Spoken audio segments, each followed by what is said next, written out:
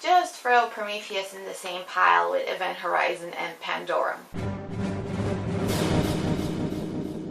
Expectations for Prometheus have been incredibly high for several reasons, because it's a Ridley Scott movie, because it's a prequel to Aliens. Now, me, I always expected out of it just a cool science fiction movie with a couple of horror elements thrown in there, and that's why I mentioned Pandorum and Event Horizon in the beginning, because I think Prometheus is pretty much on the same level quality-wise and story-wise with these movies. It just has way better direction, bigger budget, and obviously a better cast.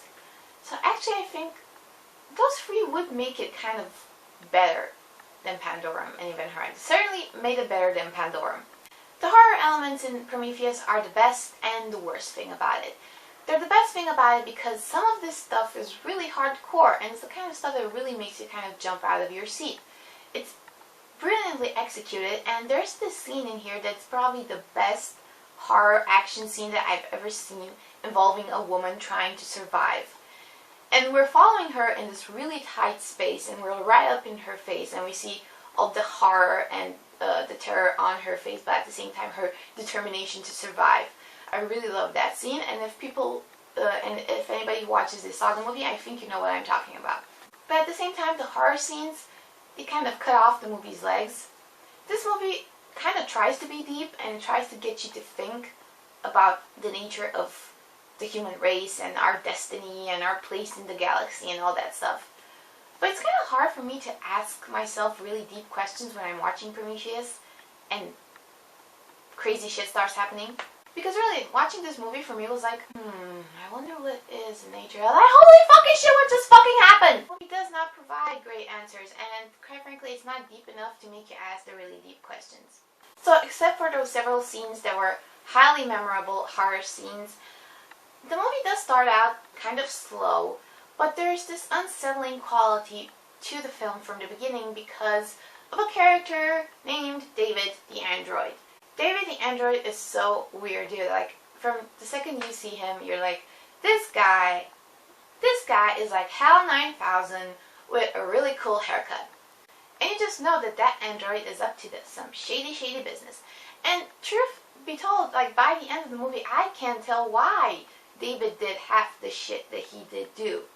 He seems to always have an ulterior agenda, but I don't think that agenda was properly explored by the end of the movie. From the cast, I will say that Noomi Rapace, and I'm going to say her fucking name like Noomi Rapace, because that's how I read it anyway. Noomi Rapace. I've seen people call her Nimi Rapace and stuff. I'm just gonna call her Noomi Rapace. I'm sorry. Oh, that's really going on a tangent about that girl's name. Before watching this movie, I've seen some reviews call her like the person that will carry on the legacy of Sigourney Weaver, and I thought that was kind of strange because from the trailer, she came off as more of a scientist, geeky kind of girl. Like, Charlize Theron would be the survivor, whereas Noomi's character would be the one that bites the dust. But no, like, her character, really liked her. Like I said, she's a survivor, whereas Charlize Theron didn't really have any point. There was never really any point to her character in this movie, other than having some really tense scenes with David. Most of the people in the cast did their job really well, but like I think Jeremy Jahns mentioned in his reviews, they really are in this movie just to die.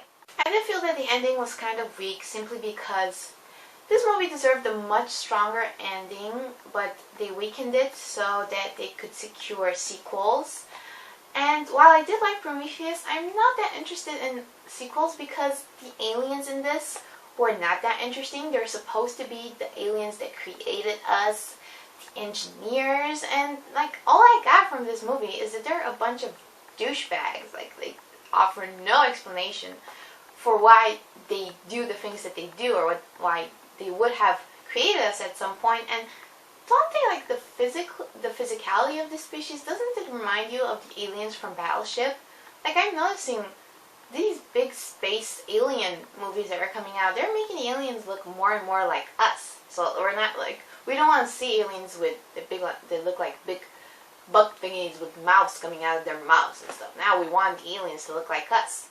So really, this was a big science fiction epic movie with some really memorable scenes, some really memorable horror scenes thrown in there.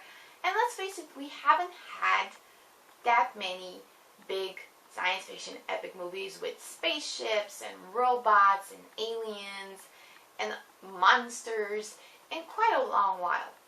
And the ones that we do have from time to time more than likely are based on some comic book, or they're a remake or a readaptation or something like that. I guess Prometheus does qualify in a sense in the whole sequel, prequel, reboot, remake category because it is a prequel to the Aliens movies, but at the same time I do get the sense that it's trying to carve its own way.